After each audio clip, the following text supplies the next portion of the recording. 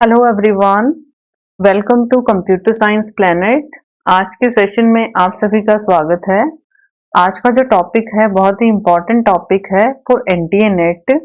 NTA net paper 1 में आपको पता है लॉजिकल रीजनिंग एक यूनिट है और वो बहुत ही इम्पोर्टेंट यूनिट है। वहां से डेफिनेटली आपके 5 से 6 क्वेश्चंस आते हैं और अभी रिसेंटली जो हमने ट्रेंड देखा है उसमें इंडियन लॉजिक से काफी पूछा जाता है। ओके, हर शिफ्ट में 2 से 3 क्वेश्चन देखे गए हैं।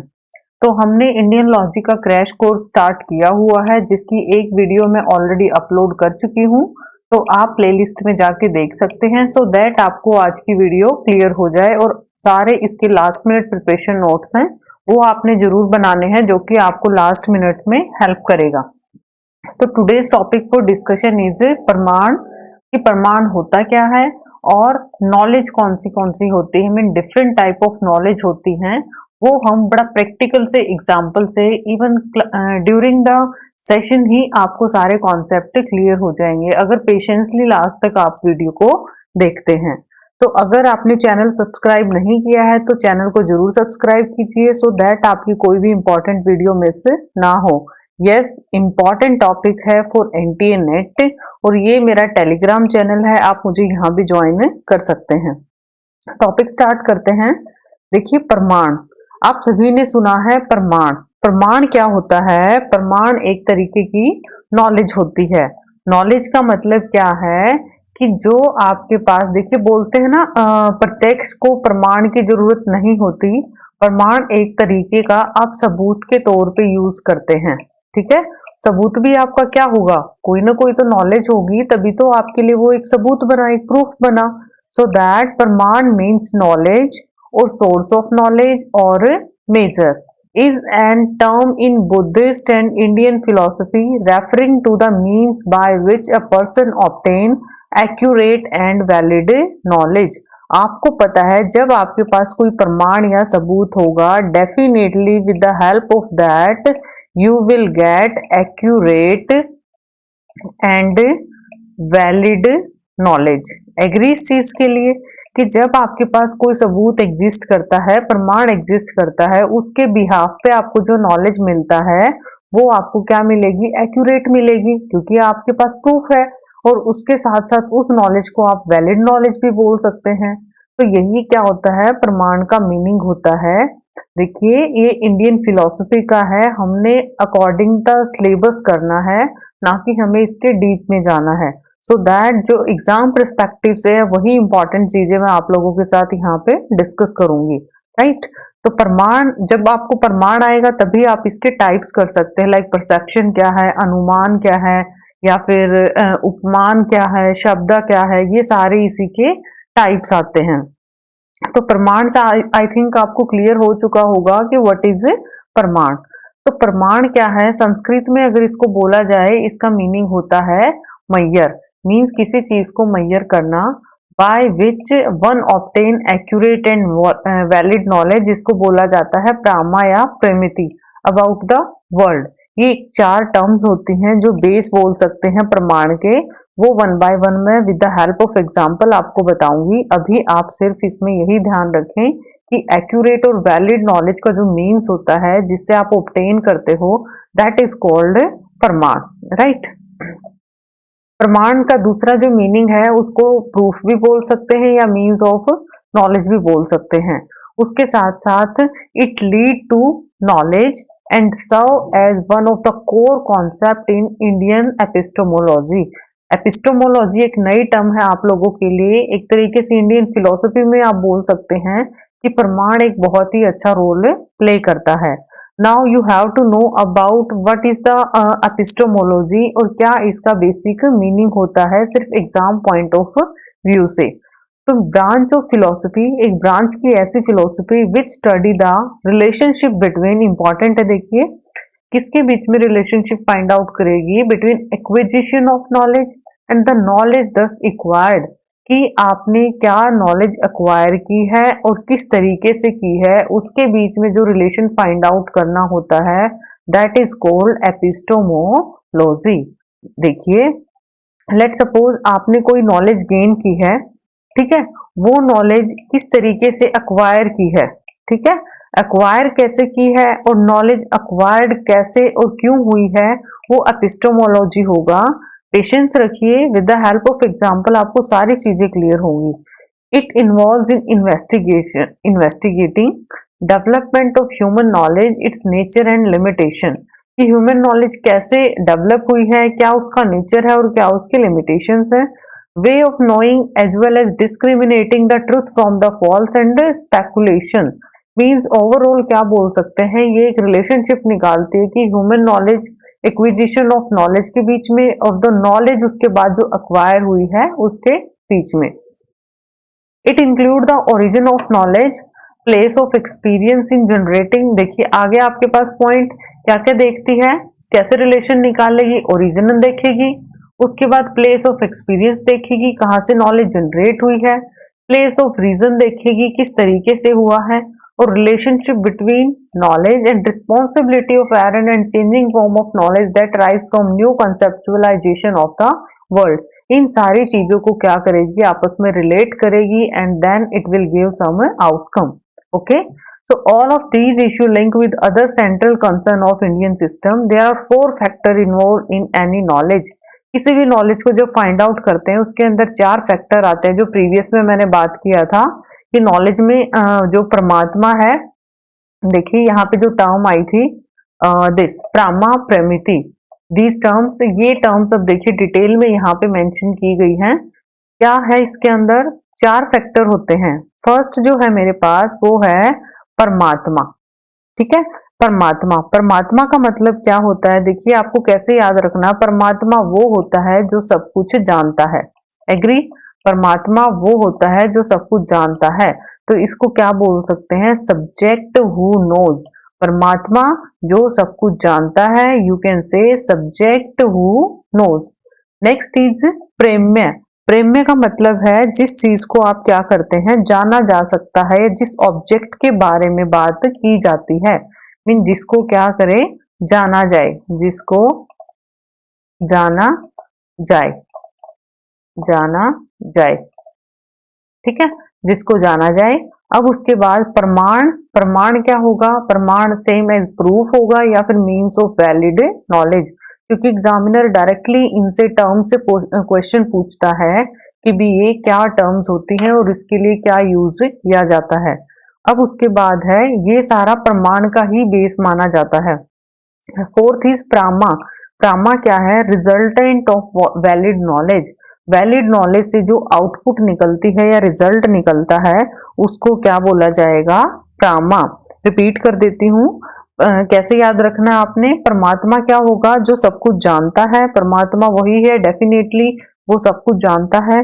प्रेम में क्या होगा, जिस चीज के बारे में हम जानने की कोशिश करते हैं या फिर उस ऑब्जेक्ट के बारे में, लाइक परमात्मा है वो किसके बारे में जानता है, इंसान के बारे में, इंसान क्या बन गया, एक ऑब्जेक्ट हो गया।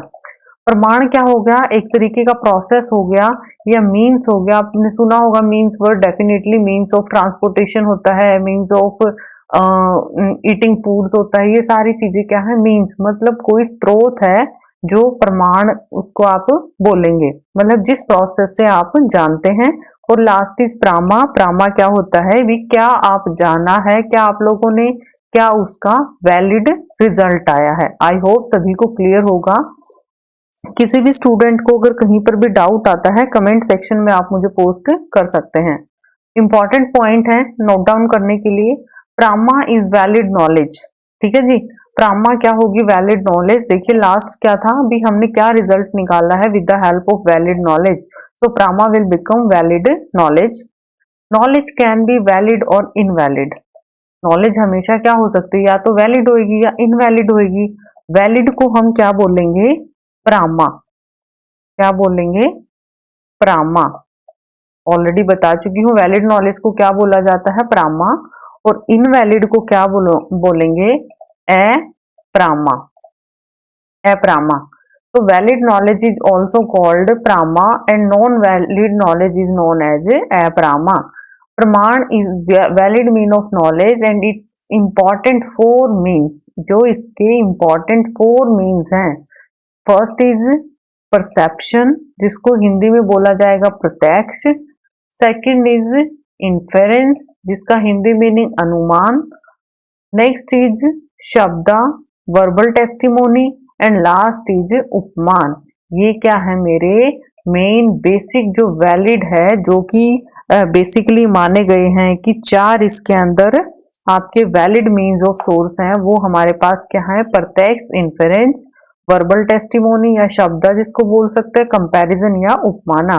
बाकी जो फिफ्थ और सिक्स्थ नंबर है, फिफ्थ और सिक्स्थ नंबर कल मैंने आपको बताया था कौन सा है, तीन है। एक अर्थपति, अर्थपति उसको क्या माना जाता है, नॉन वैलिड के अंदर या फिर इनवैलिड के अंदर अर्थपति को, और अनुपलब्धि को, अनुपलब्धि इसको माना जाता है इनवैलिड मीन्स ऑफ सोर्स और invalid means of knowledge.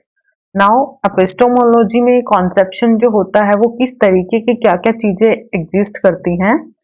First है नॉलेज ऑफ प्रैक्टिस, सेकंड है नॉलेज इन प्रैक्टिस, थर्ड है नॉलेज फॉर प्रैक्टिस।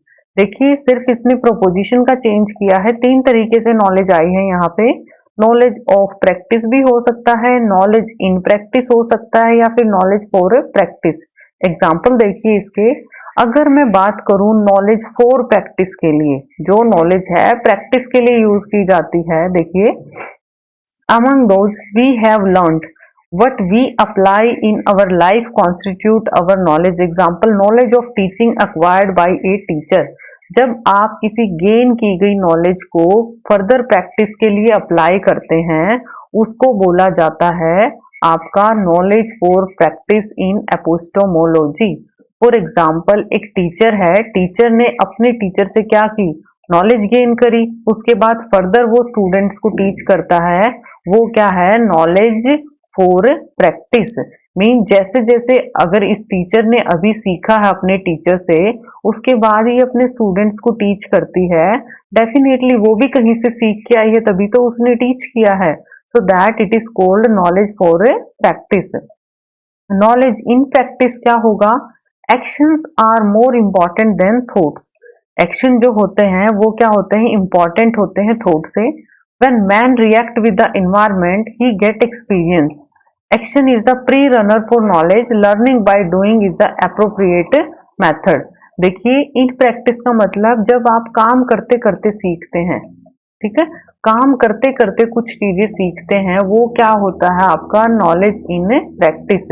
एक छोटा बच्चा है, उसके पास क्या पड़ी हुई है, लेट सपोज ये पानी की कोई भी पाइप पड़ी है, वो पाइप को कैसे कैसे मूव करता है और बाई चांस उसकी बॉडी की तरफ ये पाइप आ जाती है, उसको ये सीखेगा लर्निंग बाय डूइंग से कि हाँ मैं इससे नहा भी सकता हूँ, ओके, नहा भी सकता हूँ, ठीक है।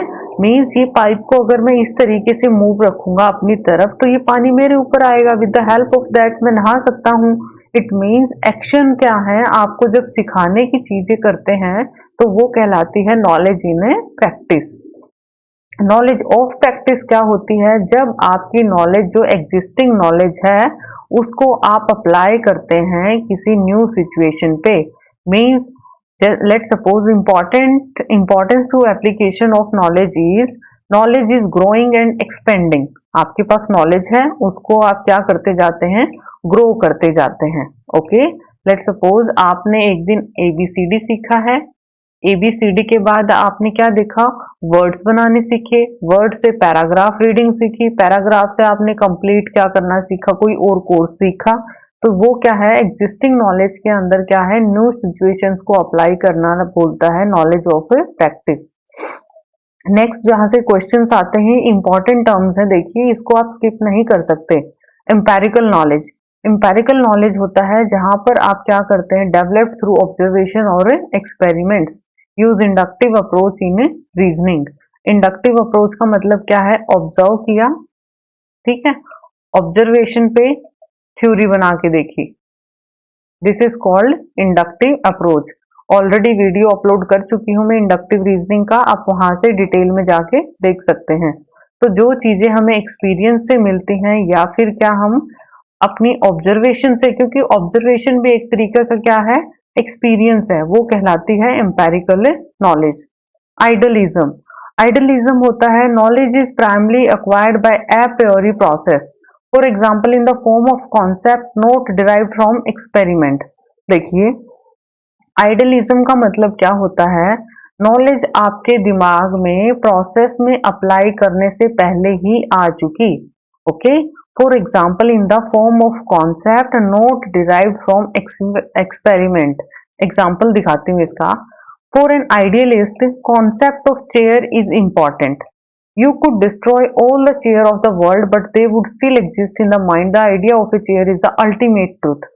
आइडियलिज्म का मतलब क्या होता है कि एक इंसान के दिमाग में जो कॉन्सेप्ट आता है वो क्या है, पहले आता है।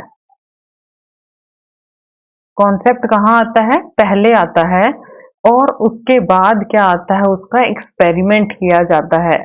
ठीक है, एक्सपेरिमेंट उसका बाद में किया जाता है।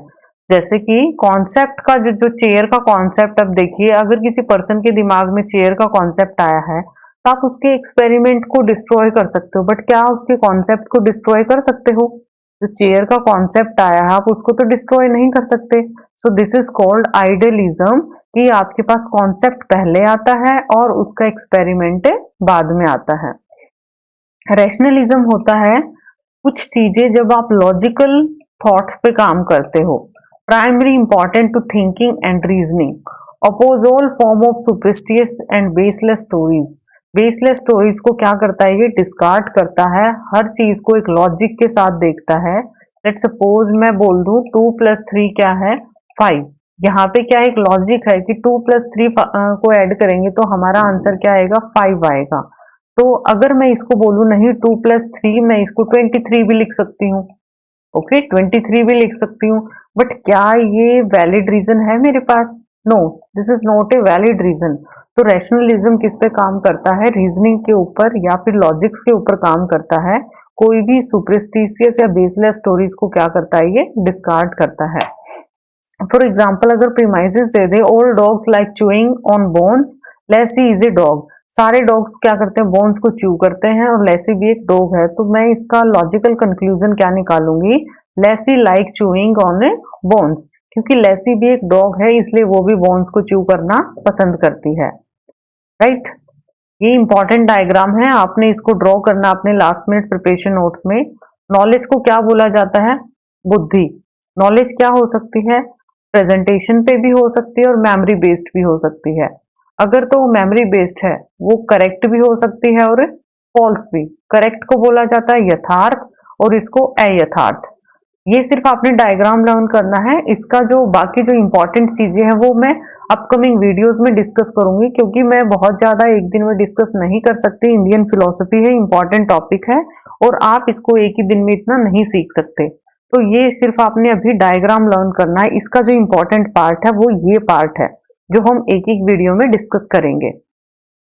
अब प्रेजेंटेशन या अनुभव दो तरीके का हो सकता है, वैलिड भी हो सकता है अनुभव आपका, इनवैलिड भी हो सकता है। अगर तो वैलिड है, अभी मैं बताया आपको प्रीवियस उसमें, परसेप्शन भी हो सकता है, इन्फेरेंस, कंपैरिजन और टेस्टिमोनी, ये चार क्या है मेरे पास, वैलिड सोर्स हैं। और जो अनुपलब्धि है या फिर हमारे पास अर्थपति है वो क्या है, इनवैलिड माने गए हैं।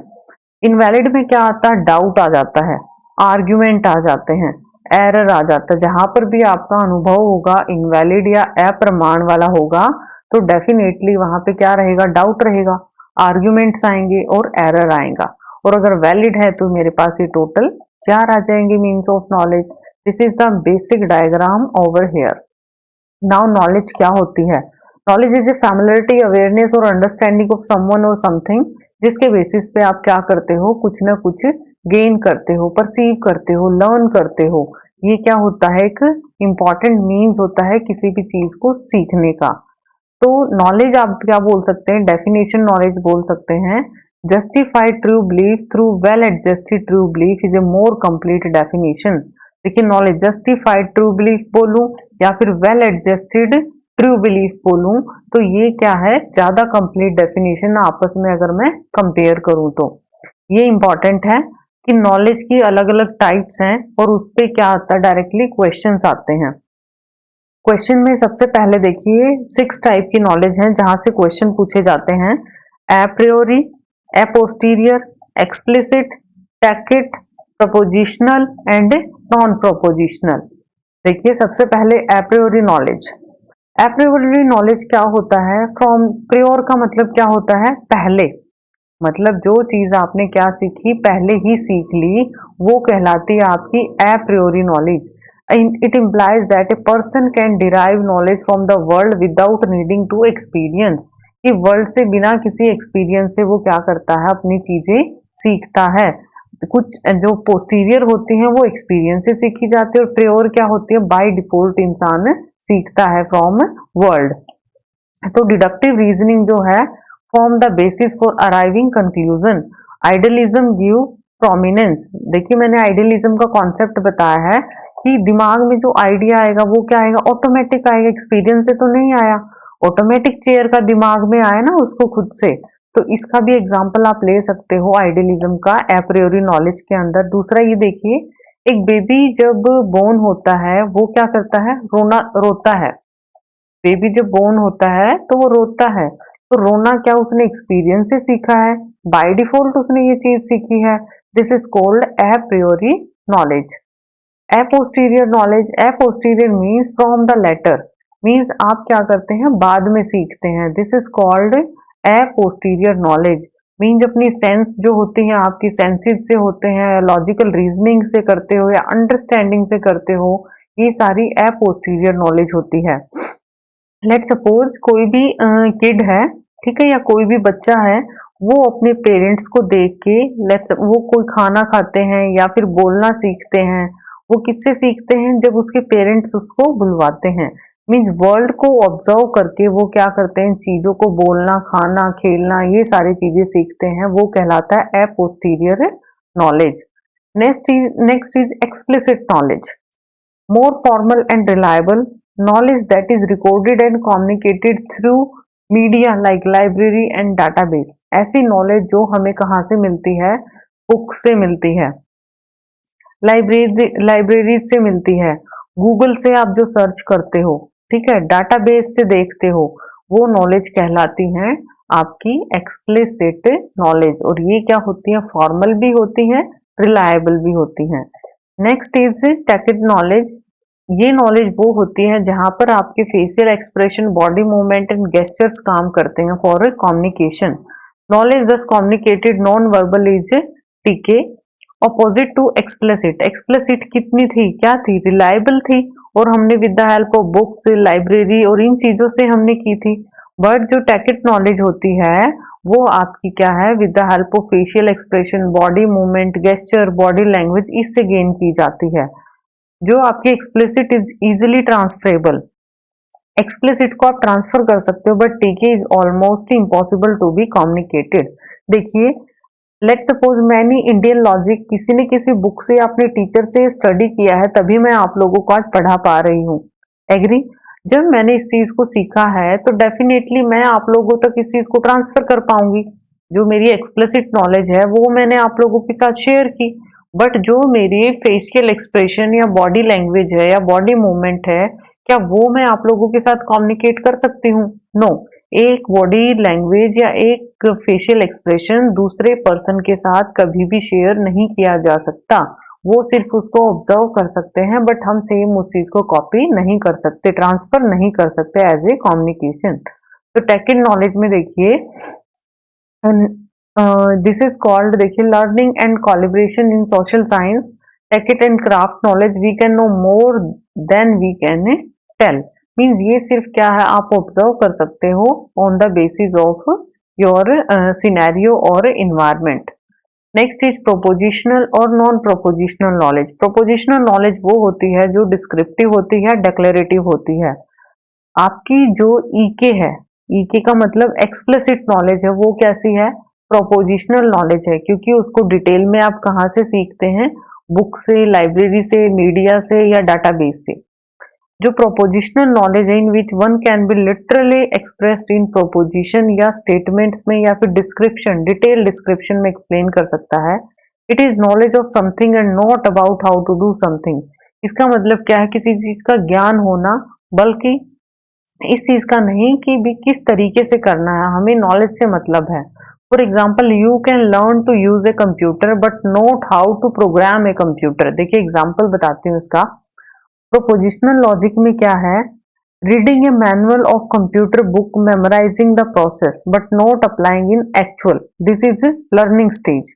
मीन्स इसने क्या देखा, सिर्फ कंप्यूटर को देखा और कंप्यूटर का मैनुअल इसने रीड किया, बट एक्चुअल में कंप्यूटर पे काम नहीं किया। ठीक है, सिर्फ इसने कंप्यूटर को देखना शुरू कर दिया और वो चीजों को याद करने की कोशिश कर रहा है कि मैनुअल में क्या लिखा, बट एक्चुअली में उसने अप्लाई नहीं किया, सिर्फ उसकी थ्योरेटिकल नॉलेज ली। इसको बोला जाता है लर्निंग स्टेज। ठीक है, तो ये बोली जाएगी prepositional knowledge. But in opposite अगर मैं नॉन प्रोपोजिशनल की बात करूं, ये क्या होती है, प्रोसीजरल नॉलेज होती है, जो कि क्या है, इन एप्लीकेशन में आप इसको यूज करते हो, एक्चुअल में अप्लाई करते हो। देखिए example, but you have learned in prepositional logic. Proposition में क्या देखा था आपने, मैनुअल को रीड किया था कि कंप्यूटर को कैसे ऑपरेट करना है, बट आपने वहां पे तो सिर्फ थ्योरी देखी और याद ही किया अभी कैसे कैसे लर्न करना है। बट जैसे ही नॉन प्रोपोजिशन पे आए, आपने प्रोपोजिशन में सीखा था उस चीज को क्या किया, प्रैक्टिकली अप्लाई किया कंप्यूटर पे, और कंप्यूटर पे इसने क्या करना शुरू किया, काम। तो इसको बोला जाएगा एक्शन स्टेज और उसको बोला गया लर्निंग स्टेज। तो this is non propositional knowledge. Okay, तो गाइज ये सब था आपका प्रमाण क्या होता है, और प्रमाण के साथ साथ नॉलेज भी आपको पता होनी चाहिए कि नॉलेज क्या होती है, क्योंकि यहाँ से भी क्वेश्चन आता है। तो अगर मेरी वीडियो पसंद आती है तो प्लीज इसको लाइक शेयर जरूर करें और चैनल को सब्सक्राइब करना ना भूलें, सो दैट आपका इंपॉर्टेंट टॉपिक मिस ना हो। और डाउट आता है तो आप मुझे कमेंट सेक्शन में पोस्ट कर सकते हैं। उसके साथ साथ इंडियन लॉजिक का हम कंप्लीट क्रैश कोर्स करेंगे, and definitely I will help you in your JRF 2021, so that आप अपने एग्जाम को क्रैक कर पाएं। ओके, और एक और इम्पॉर्टेंट आपको इंफॉर्मेशन शेयर करनी है कि जल्दी ही जो भी बच्चे एचटेट के लिए अपीयर करना चाहते हैं, जो स्टूडेंट एचटेट के लिए अपीयर करना चाहते हैं, एचटेट की जल्दी ही मैं मैराथन रखूंगी। ठीक है, subject related, subject computer science है, उसकी जल्दी ही हम मैराथन रखेंगे, सो दैट आप इंपॉर्टेंट टॉपिक को कम टाइम में कवर कर पाएं। तो आज के लिए इतना ही। Thanks a lot, have a nice day.